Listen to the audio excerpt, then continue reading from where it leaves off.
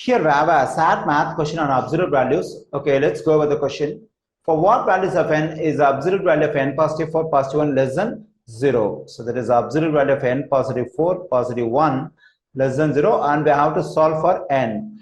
Okay, so to get like this positive 1 over here, I just subtract 1 from both sides. So when I do so, positive 1 negative 1 will cancel out. I get absolute value of n positive 4 less than negative 1. So here the value of this stuff is less than negative 1. So less than negative 1 means what values do we have to consider? So we have to consider all the values on the left side of negative 1.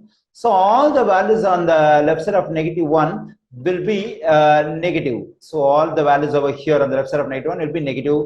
So the value of this absolute of n positive 4 must also be negative because it is on the left side of negative 1, because less than negative 1. Okay, whatever value I plug in for n, whether I plug in negative value for n or positive value for n or 0, so whatever it is, the value of this part, this absolute value part will always be positive. It can never be a negative value. But according to the result over here, so the value of this absolute value of n positive 4 is negative because it's less than negative 1. So, but that's not possible. So there is no such value of n. So the correct answer choice for this question is option D.